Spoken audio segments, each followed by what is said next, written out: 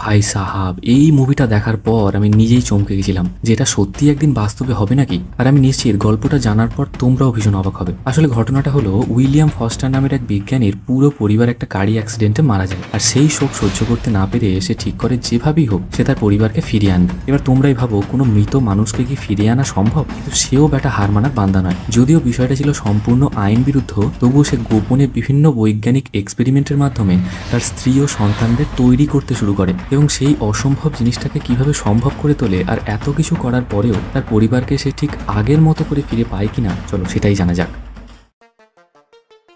কাহিনীটা শুরু হয় একটা টান বৈজ্ঞানিক এক্সপেরিমেন্ট দিয়ে। আমরা দেখি ডক্টর উইলিয়াম ফস্টারকে, একজন জিনিয়াস নিউরো সায়েন্টিস্ট, যিনি একটি বড় বায়োটেক কোম্পানিতে কাজ করেন, যার কাজ হলো মৃত মানুষের মস্তিষ্ক থেকে তার চেতনা বা স্মৃতি বের করে এনে একটা আর্টিফিশিয়াল বডিতে মানে রোবট শরীরে স্থানান্তর করা। সহজ কথায় এটা অনেকটা মানুষের আত্মাকে একদম যন্ত্রে ঢুকিয়ে দেওয়ার মতো। প্রথম এক্সপেরিমেন্টেই আমরা দেখি ডক্টর উইলিয়াম ফস্টার আর তার টিম একটি মৃত সৈনিকের মস্তিষ্ক থেকে অত্যাধুনিক প্রযুক্তির মাধ্যমে তার স্মৃতিগুলো সংগ্রহ করছে। এরপর সেই মেমোরিগুলো ধাপে ধাপে নানান জটিল প্রক্রিয়ার মাধ্যমে রোবট বডিতে ট্রান্সফার করা হয়। কিছুক্ষণ পরে যখন সেই মৃত সৈনিকের পুরো স্মৃতি রোবটের মস্তিষ্কে পৌঁছে যায়, তখন ডক্টর উইলিয়াম রোবটটিকে অ্যাক্টিভেট করেন এবং ধীরে ধীরে তার সঙ্গে কথা বলারও চেষ্টা করেন। ফস্টার তাকে বোঝাতে চেষ্টা করে যে তোমার স্মৃতিগুলো আমরা এই রোবট শরীরে স্থানান্তর করেছি, যাতে তুমি এই শরীর দিয়ে আরো অনেকদিন বাঁচতে পারো। শুরুতে তো তাদের সকলেরই মনে হচ্ছিল যে এক্সপেরিমেন্টটা সফল হয়েছে, কিন্তু তারপরই দেখা যায় সেই সৈনিক তার শরীরকে অন্য রকম ভাবে দেখে পুরোপুরি ঘাবড়ে যায়। সে প্রচন্ড আতঙ্কে পড়ে যায় এবং এতটাই প্যানিক করে যে নিজেই নিজের রোবট শরীরটাকে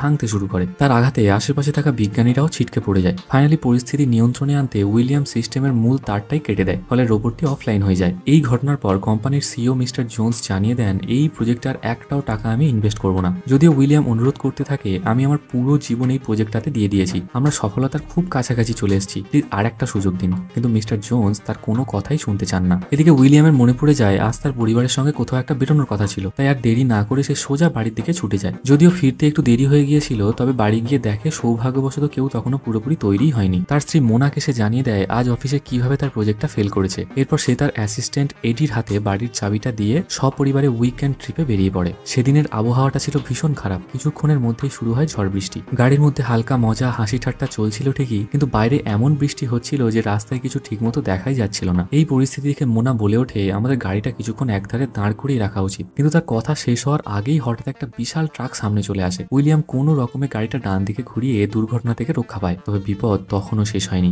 মুহূর্তের মধ্যেই একটা বিশাল গাছ রাস্তায় ভেঙে পড়ে আর গাড়িটা সরাসরি সেই গাছে গিয়ে ধাক্কা মারে। গাছের একটি ডাল সোজা গাড়ির মধ্যে থেকে মোনার পেটের মধ্যে ঢুকে যায়। দৃশ্যটা এতটাই ভয়ঙ্কর ছিল যে উইলিয়াম শুধু হতবাক হয়ে তাকিয়েই থাকে। এরপর তার গাড়িটা নিয়ন্ত্রণ হারিয়ে একটি পুকুরে পড়ে যায়। একটু পরে উইলিয়ামের জ্ঞান ফিরতে এসে দেখতে পায় তার স্ত্রী সন্তান সহ পুরো পরিবারই মারা গেছে। এটা দেখে কিছুক্ষণের জন্য সে স্তব্ধ হয়ে যায় আর একে একে তাদের মৃতদেহগুলো সেই পুকুরের ধারে তুলে আনে এবং নিজের স্ত্রী ও সন্তানদেরকে আঁকড়ে ধরে দুঃখে ভেঙে পড়ে। এরপর এক মুহূর্ত দেরি না করে উইলিয়াম তৎক্ষণাৎ তার অ্যাসিস্ট্যান্ট এডিকে ফোন করে। অনেক কিছু না বুঝিয়ে শুধু বলে প্রজেক্টের সব ইকুইপমেন্ট নিয়ে এখনই আমার লোকেশনে চলে এসো। ফাইনালি এডি গাড়ি নিয়ে এসে পৌঁছায়। তখন উইলিয়াম চুপচাপ গাড়ি থেকে সমস্ত যন্ত্রপাতি বের করতে শুরু করে আর এডিকেও বলে চলো পুকুর পাড়ে যেতে হবে আমাদের। সেখানে গিয়ে মৃতদেহগুলোকে দেখে এডি একেবারে হতবাক। ও তো কিছুই জানতো না। সে হতভম্ব হয়ে বলে, তুমি আমাকে আগে কিছু বলনি কেন? উইলিয়াম তখন ব্যাকুল গলায় বলে, তাড়াতাড়ি বাক্সগুলো খুলে সব ইনস্ট্রুমেন্ট বার করো, ব্রেন ডেথ হওয়ার আগেই এদের মেমোরি কালেক্ট করতে হবে, নাহলে ওরা চিরতরে হারিয়ে যাবে। এডি হতভম্ব হয়ে বলে, তুমি পাগল হয়ে গেছো নাকি? আমাদের এক্ষুনি পুলিশের কাছে যাওয়া উচিত অথবা অ্যাম্বুলেন্স ডাকা উচিত। কিন্তু উইলিয়াম স্পষ্ট জানিয়ে দেয় এখন আর কিছুই করার নেই, ওরা তো আর বেঁচে ফিরবে না। অবশেষে অনেকটা অনিচ্ছা সত্ত্বেও এডি তাকে সাহায্য করতে রাজি হয় এবং তারা ফাইনালি মেমোরি কালেক্ট করার কাজটা শেষ করে। তারপর পরিবারের মৃতদেহ সহ সমস্ত স্মৃতি নিয়ে সোজা ফিরে আসে উইলিয়ামের ল্যাবে, ঠিক যেখানে সে একসময় মৃত মানুষকে রোবট শরীরে ফিরিয়ে আনার স্বপ্ন দেখত। এবার সে চেষ্টা করবে নিজের পরিবারকে আবার ফিরে পাওয়ার, কিন্তু কোনো রোবট শরীরে নয়, রক্তে মাংসে গড়া হুবহু তাদের মতো দেখতেই শরীর তৈরি করে তাদের স্মৃতি সেই শরীরের মধ্যে দেবে। ল্যাবে ঢুকতেই এটি বারবার উইলিয়ামকে বোঝাতে শুরু করে, দেখো এটা কিন্তু একেবারেই অসম্ভব কাজ। আমরা আগে কিছু পশু পাখির ক্লোন তৈরি করেছি ঠিকই, কিন্তু কখনোই কোনো মানুষের শরীর পুরোপুরি তৈরি করিনি। তোমার পরিবারের সকলের ডিএনএ থেকে হুবহু তাদের মতো শরীর তৈরি করা যেতে পারে, কিন্তু একটা বড় সমস্যা থেকেই যাবে, মানে বানানোর সময় ওদের মাথাটা থাকবে একেবারে সাদা কাগজের মতো। উইলিয়াম এডিকে জানায়, তুমি শুধু ওদের ক্লোন তৈরি করাতে আমায় সাহায্য করো, বাকি মেমোরি ট্রান্সফার করার দায়িত্ব আমার। কিন্তু এডি জানায় এই ক্লোন তৈরির প্রক্রিয়ায় নানান সাইড এফেক্ট থাকতে পারে। কেউ হয়তো চোখে দেখতে পাবে না, কারো শরীরের ভেতরের অঙ্গ প্রত্যঙ্গ ঠিকমতো কাজ নাও করতে পারে। এই পদ্ধতির কোনো গ্যারান্টি নেই, আর আমরা জানি না শেষ পর্যন্ত কি হবে। এইসব শুনেও উইলিয়াম থামে না। সে শুধু বলে, আমি জানি এতে ঝুঁকি আছে, কিন্তু আমার কাছে এটাই শেষ সুযোগ। এবারে উইলিয়াম ক্লান্ত গলায় বলে ওঠে, যেহেতু আমি নিজে আমার পরিবারের শেষ কাজ করতে পারবো না, তাই এডি তুমি এদের শেষ ব্যবস্থাটা করে দিয়েছো। এডি বলে, ঠিক আছে, তুমি এই চাবিটা নিয়ে ঘরে যাও, আর আমি বাকি সরঞ্জাম নিয়ে এখনই আসছি। এরপর এডি তার পরিবারকে সেখান থেকে সরিয়ে প্রয়োজনীয় সমস্ত ইনস্ট্রুমেন্ট, ক্লোনিং সরঞ্জাম এবং নিউরো ট্রান্সফার ডিভাইস গাড়িতে তুলে নিয়ে যায়। কারণ এই কাজটা পুরোপুরি বেআইনি, তাই ল্যাবের বদলে নিজের বাড়িতেই এই গোপন এক্সপেরিমেন্টটা চালানোর সিদ্ধান্ত নেয় তারা, মানে উইলিয়ামের বাড়িতে। এরপর ট্রাকে মাত্র 3টি পড দেখে উইলিয়াম চমকে যায় এবং জিজ্ঞাসা করে, তোমাকে তো আমি 4টি পড আনতে বলেছিলাম, 3টি এনেছো কেন? এডি ক্লান্ত গলায় জানায়, তোমায় আগেই বলেছিলাম যে কোম্পানিতে এর বেশি আর পড নেই, আর তুমি ভালো করেই জানো এক একটা পডের দাম 70 লাখ টাকার কাছাকাছি। সুতরাং আরো একটা এক্সট্রা পড ব্যবস্থা করা আমাদের সাধ্যেরই বাইরে। উইলিয়াম কয়েক মুহূর্ত স্তব্ধ হয়ে যায়, আর সামনে দাঁড়িয়ে এমন এক কঠিন সিদ্ধান্ত যেখানে সে কি করবে সে নিজেই বুঝতে পারছে না। তার স্ত্রী মোনা আর 3 সন্তান, সে একেবারে দ্বিধায় পড়ে যায় যে কাকে নেবে আর কাকে বাদ দেবে। শেষমেশ মানসিকভাবে ভেঙে পড়ে সে একটা উপায় বার করে। সবচেয়ে নিরপেক্ষ পদ্ধতি হলো সবার নাম ছোট্ট ছোট্ট কাগজে লিখে একটা বাটির মধ্যে রাখে। তারপর এডিকে বলে, তুমি একটা কাগজ তুলে নাও,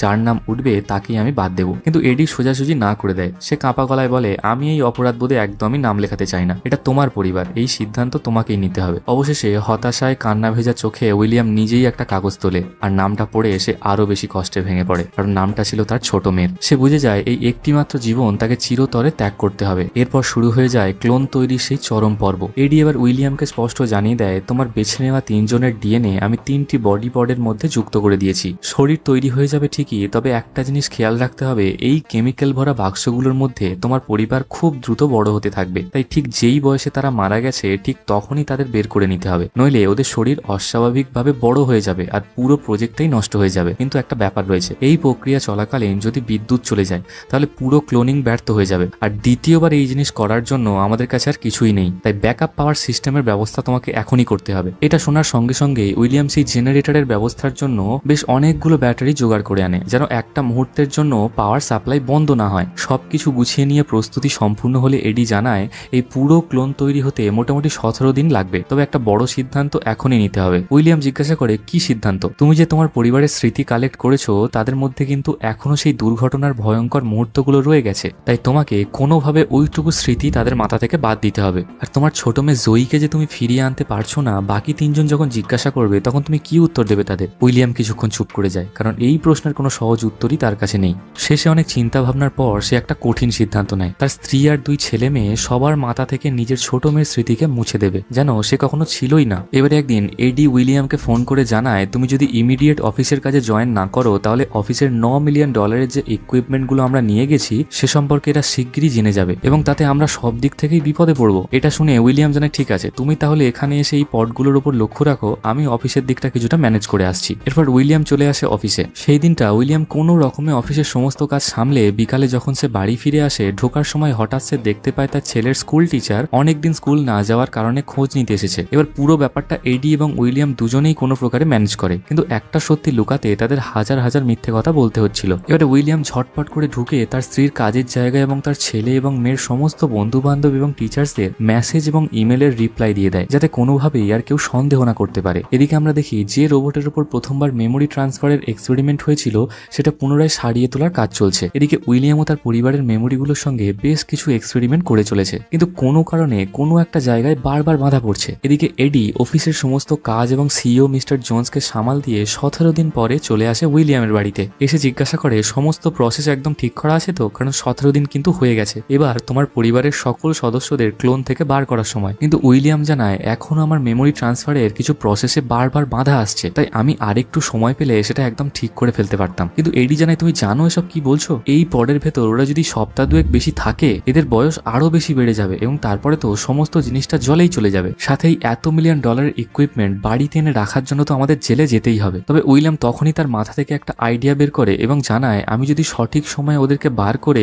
আমার প্রসেস কমপ্লিট হওয়া পর্যন্ত অজ্ঞান করে রাখি তাহলে কেমন হয়? কিন্তু এডি জানিয়ে দেয়, ঠিক আছে, সেটুকু সময় তুমি পেতে পারো, কিন্তু 72 ঘন্টার বেশি কাউকে অজ্ঞান করে রাখলে তুমি চেয়েও তাদেরকে আর ফেরাতে পারবে না। এবারে নির্দিষ্ট সময় কমপ্লিট হওয়ার পর তারা তড়িঘড়ি বাক্সগুলো খুলে তাদের পরিবারের সকল সদস্যদের বের করে নেয় এবং সঙ্গে সঙ্গেই তাদেরকে অজ্ঞানের ইনজেকশন দিয়ে দেয়। কিন্তু উইলিয়ামের হাতে আছে মাত্র 3 দিন। এর মধ্যেই তাকে তার মেমোরি ট্রান্সফার করার যে প্রবলেম তৈরি হয়েছে সেটা সমস্ত কিছু সলভ করে ফেলতে হবে। এদিকে এডি জানায়, আমরা ভাবতেই পারিনি এত সুন্দর মানুষের ক্লোন বডি আমরা বানাতে পারবো। সত্যিই আমরা পেরেছি, কারণ এর আগে যে কবার আমরা ক্লোন তৈরি করার চেষ্টা করেছি কোথাও না কোথাও আমাদের ভুল হয়েছে, কিন্তু এবারে একেবারে নিখুঁতভাবে ক্লোন তৈরি হয়েছে। এবারে উইলিয়াম আর সময় নষ্ট না করে বারবার তার প্রথম এক্সপেরিমেন্টের ভিডিও রেকর্ড চালিয়ে দেখতে থাকে এবং খুঁজে বার করার চেষ্টা করে তার কোথায় ভুল হয়েছিল, কোন জিনিসটার কারণে রোবটের মধ্যে মেমোরি ট্রান্সফার করার সঙ্গে সঙ্গে সে এমন ছটপট করছিল। এদিকে সময়ও ধীরে ধীরে কমে আসছে এবং উইলিয়ামের মনে সংশয় জাগে, এত দূর এসে এত কিছু করেও কি আমি সত্যিই হেরে যাব? আমার পরিবারকে কি আমি ফেরাতে পারবো না? যেহেতু উইলিয়াম সেই প্রবলেমটা আর সলভ করতে পারেনি, তাই সে একসময় সিদ্ধান্ত নেয় আগের স্মৃতিগুলো ছাড়া তো এদের ব্রেন একেবারে খালি কাগজের মতো, সুতরাং এদের বাঁচিয়ে রেখেও বা আমি আর কি করব বলে সে মারার ইনজেকশন নিয়ে তার স্ত্রীর কাছে আসে। কিন্তু ঠিক তখনই তার কাছে তার বসের ফোন আসে। ইনজেকশনটা পাশে রেখে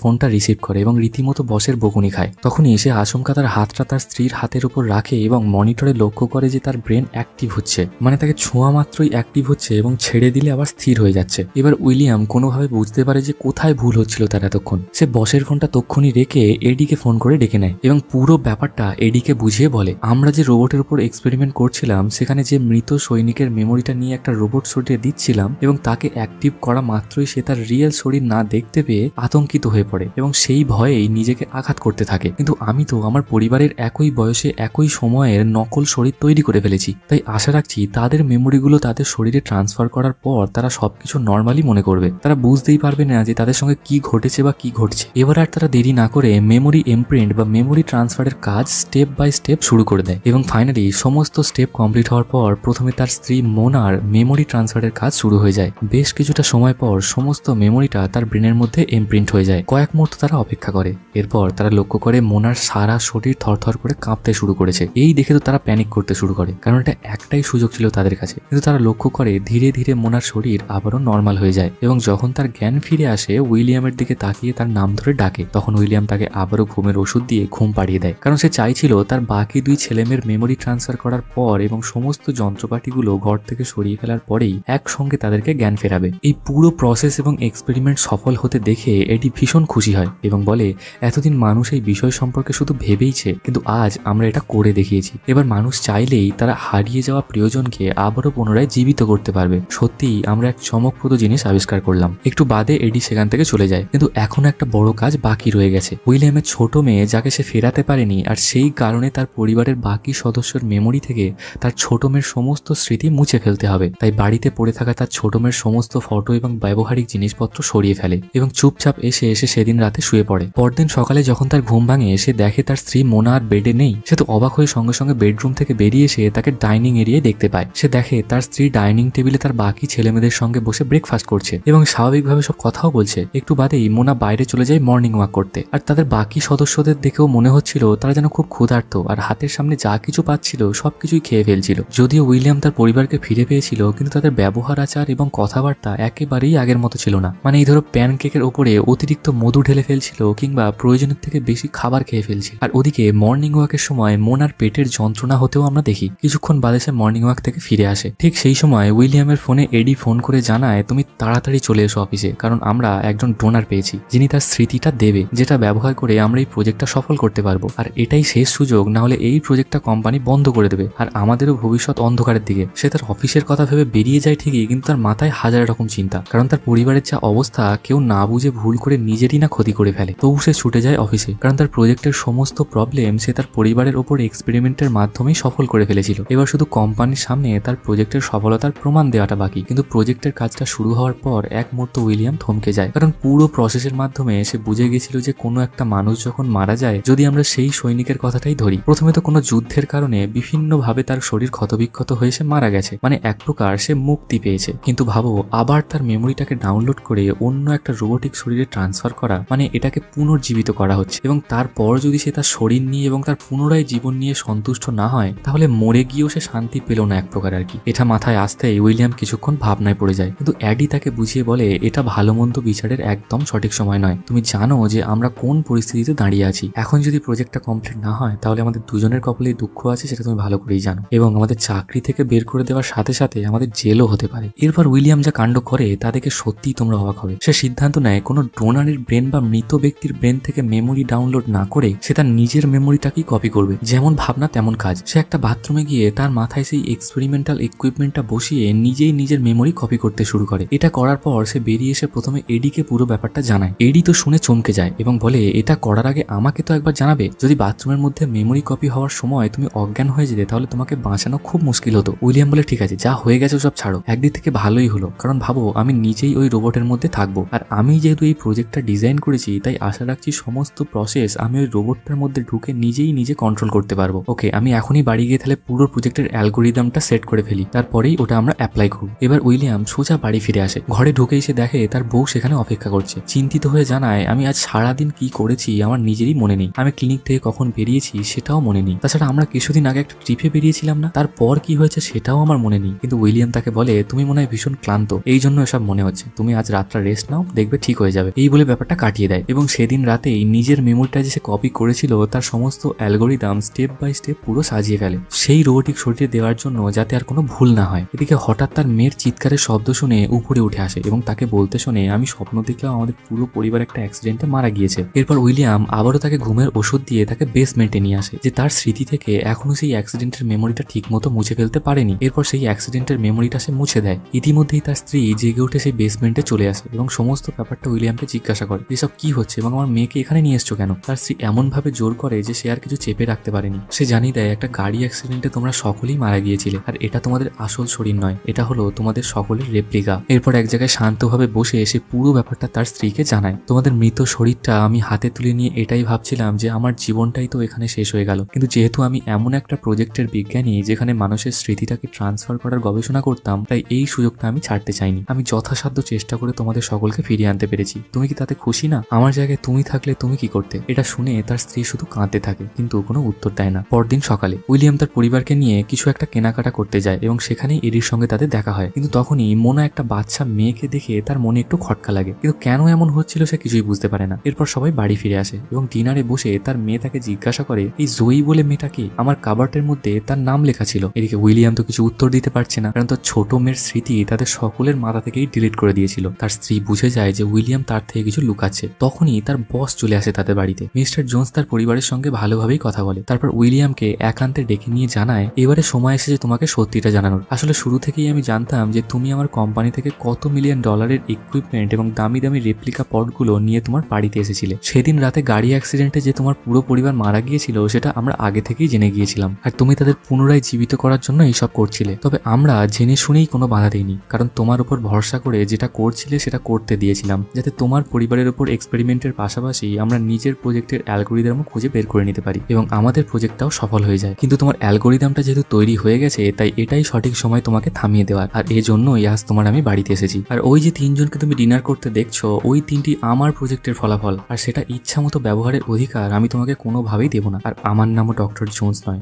তুমি এতদিন কোনো মেডিকেল কোম্পানিতে কাজ করোনি। আসলে আমাদের উদ্দেশ্য ছিল এই গবেষণাকে একবার সফল হলে এটাকে অন্যভাবে কাজে লাগানো, তাই এইরকম ভাবে একটা উপর চটকা একটা পরিচয় তৈরি করে রেখেছিলাম। এবার সে জানায় তাদের এই প্রজেক্টের পেছনে উদ্দেশ্যটাই কি ছিল। ভাবো তুমি যা আবিষ্কার করেছো সেটা কতটা ভয়ানক হতে পারে যদি একজন সব দিক থেকে প্রশিক্ষিত অভিজ্ঞ মিলিটারি অফিসারের ব্রেনের মেমোরি কপি করে হাজার হাজার রোবটের মধ্যে দিয়ে দিই, সেটা কতটা ক্ষতিকর এবং ভয়ানক হতে পারে। আজ তুমি তোমার গবেষণায় সফল হয়েছো এবং পুরো প্রসেসের অ্যালগোরিদমটা তৈরি করে ফেলেছো। এত কিছুর জন্য আমাদের তরফ থেকে তোমার জন্য এটাই গিফট যে আজ রাতে খুব ভালো করে তোমার পরিবারের সঙ্গে তুমি সময় কাটাও, তারপর নিজেই তুমি ওদের মেরে ফেলবে। এটাই আমার অর্ডার। এখন চুপচাপ আমার প্রজেক্টের অ্যালগোরিদমটা আমাকে এনে দাও। উইলিয়াম যখন বুঝতে পারে যে এই আবিষ্কার তাদের হাতে পড়লে সমাজের কত বড় ক্ষতি হতে পারে, তখন সে বুদ্ধি করে অ্যালগোরিদমটা একটা মাইক্রোওভেনের মধ্যে দিয়ে সেটা জ্বালিয়ে দেয়। এদিকে তার স্ত্রী বারবার জানতে চাইছিল এসব কি হচ্ছে, আমাকে এখনই বলতে হবে। উইলিয়াম দ্রুত জানায়, তোমরা যে নিজেদের মধ্যে খামতিটা অনুভব করছো তার কারণ হলো আমাদের আর একটা ছোট্ট মেয়ে ছিল যার নাম ছিল জয়ী। আমাদের কাছে অতিরিক্ত পড না থাকার কারণে তাকে ফেরাতে পারিনি, সেই কারণেই তার সমস্ত স্মৃতি তোমাদের মেমোরি থেকে মুছে ফেলেছি। বাকি কথা আমি পরে বোঝাবো। এখন তাড়াতাড়ি বাচ্চাদের নিয়ে আমাদের এখান থেকে পালাতে হবে, কারণ এতদিন যেখানে আমি কাজ করতাম সেটা কোনো মেডিকেল কোম্পানি না, আর এই আবিষ্কারটা আমার কাছ থেকে তারা নিয়ে কোনো খারাপ উদ্দেশ্যে কাজে লাগাতে চায়। এবার বাইরে দাঁড়িয়ে থাকা বসকে উইলিয়াম ঘুমের ইনজেকশন দিয়ে অজ্ঞান করে দেয় এবং পরিবারকে নিয়ে পেছনের গেট থেকে গাড়িতে করে পালিয়ে যায়। তারা তো যত দ্রুত সম্ভব গাড়ি নিয়ে তাদের থেকে পালিয়ে আসে, কিন্তু আরেক বড় সমস্যা ছিল, তাদের 3 জনকে যে পডে তৈরি করা হয়েছিল তখন থেকেই ইনবিল্ট ট্র্যাকার তাদের শরীরের মধ্যে রয়ে গেছে, তাই সহজেই উইলিয়ামদের লোকেশন তারা জানতে পারছিল। এটা শোনার পর এবার মোনা বলে, গাড়ি ঘুরিয়ে এক্ষুনি আমার ক্লিনিক নিয়ে চলো, আমি জানি এটাকে ভেতর থেকে কিভাবে নষ্ট করতে হয়। তারা সোজা মোনার ক্লিনিকে চলে চলে যায়। এরপর একে একে তিনজনের শরীর থেকে ইলেকট্রিক শকের মাধ্যমে ট্র্যাকারগুলো ভেতর থেকেই নষ্ট করে দিতে থাকে। এদিকে তারা যখন ক্লিনিক পৌঁছায় লক্ষ্য করে একে একে সমস্ত ট্র্যাকার অফলাইন হয়ে যাচ্ছে। ফাইনালি উইলিয়াম তার পরিবারকে নিয়ে ক্লিনিক থেকে পালিয়ে আসে। এরপর কিছু দূর গাড়ি চালিয়ে তারা এক নদীর পাড়ে এসে পৌঁছায়। সেখানে উইলিয়াম জানায়, তোমরা এখানে বসো, দেখছি আমি কি ব্যবস্থা করা যায়। কিন্তু তাদের গাড়ি ফলো করতে করতে মিস্টার জোনসের লোকেরাও সেখানে পৌঁছায়। তার পরিবারকে একা দেখতে পেয়ে সবাইকে ধরে নিয়ে সেই সায়েন্স ল্যাবের মধ্যে চলে যায় এবং সেখানে আমরা দেখি অ্যাডিকেও তারা ধরে এনেছিল। এরপর উইলিয়ামও ছুটে সেই কোম্পানিতে চলে আসে। স্বাভাবিকভাবেই তাকে ভয় দেখিয়ে পুনরায় অ্যালগোরিদম তৈরি করার কথা বলা হয়। প্রথমে উইলিয়াম রাজি না হয় তার চোখের সামনেই এক মুহূর্ত দেরি না করে এডিকে হত্যা করে দেয় আর তারপর তার স্ত্রীর দিকেও বন্দুক তোলে। ঠিক সেই সময় তাকে বাধা দিয়ে উইলিয়াম বলে, ঠিক আছে তোমরা যা চাও আমি করব, কিন্তু আমার পরিবারকে মেরো না। এবার উইলিয়াম আবারও বুদ্ধি করে তার নিজের ব্রেনের মেমোরি কপি করে সেই রোবটটার মধ্যে ট্রান্সফার করে। তাকে অ্যাক্টিভ করা মাত্রই সঙ্গে সঙ্গে বেরিয়ে এসে মিস্টার জোনসের সমস্ত লোককে মেরে ফেলে এবং তাকেও ছিটকে ফেলে দেয়, কারণ তার মধ্যে তো উইলিয়াম নিজেই রয়েছে। এই সুযোগে উইলিয়াম তার স্ত্রী ও ছেলেমেয়েদের নিয়ে দৌড়ে সেখান থেকে বেরিয়ে গাড়িতে বসে পড়ে। কিন্তু একটু বাদে গাড়ি থেকে নেমে সে কোম্পানির মধ্যে ঢুকে দেখে রোবট উইলিয়াম মিস্টার জোনসকে প্রায় মেরেই ফেলছিল। উইলিয়াম গিয়ে তাকে থামিয়ে দেয়। তারপর মিস্টার জোনস জানায়, যারা আমাকে এই কাজ করতে বাধ্য করেছিল তারা তোমাকেও খুঁজতে ঠিক আসবে। কিন্তু উইলিয়াম জানায়, যদি আমরা দুজন মিলে এই বিষয়টা গোপন রাখি তাহলে তারা কোনোভাবেই জানতে পারবে না যে এমন কিছু কোনোদিন আবিষ্কারও হয়েছিল। এরপর উইলিয়াম জানতে চায়, তুমি যদি চাও তোমাকে আবারও আমরা পুনরায় জীবিত করতে পারি, যদি তুমি আমার সঙ্গে একমত হও। মিস্টার জোনস তাতে রাজি হয়ে যায়। এবার রোবট উইলিয়াম বলে, ঠিক আছে তুমি তোমার পরিবারকে নিয়ে কোনো এক গোপন জায়গায় চলে যাও, ততক্ষণ আমি এই দিকটা সামলে নিচ্ছি। এরপর উইলিয়াম তার বন্ধু এডিকে শেষবারের মতন বিদায় জানিয়ে তার পরিবারকে নিয়ে এক নিরাপদ জায়গায় চলে আসে। ওদিকে রোবট উইলিয়াম মিস্টার জোনসকে পুনরায় জীবিত করার কাজ শুরু করে দেয়। 17 দিন পর আমরা দেখি উইলিয়াম তার ছোট্ট মেয়ে জয়ীকে আবারও পুনরায় জীবিত করে তুলেছে, যা দেখে মোনা ভীষণ খুশি হয়। এবং একদম শেষে আমরা দেখি ইউনাইটেড আরবের একটি দৃশ্য, যেখানে এক কোটিপতি বয়স্ক লোক তার পুনর্জন্মের জন্য মিস্টার জোনসের সঙ্গে দেখা করছে। সে টাকার বিনিময়ে আবারও নতুন করে জীবন ফিরে পেতে চায়। রুমের মধ্যে ঢোকা মাত্রই আমরা দেখি সেই রোবট উইলিয়াম তারই আবিষ্কারকে কোনো খারাপ হাতে না যেতে দিয়ে নিজেই সেটাকে কোনো এক বৃদ্ধ ভিআইপি মানুষ বা সমাজের উপকারে কাজে লাগিয়ে চলেছে। এবং এখানেই এই চমকপ্রদ গল্পটির সমাপ্তি ঘটে।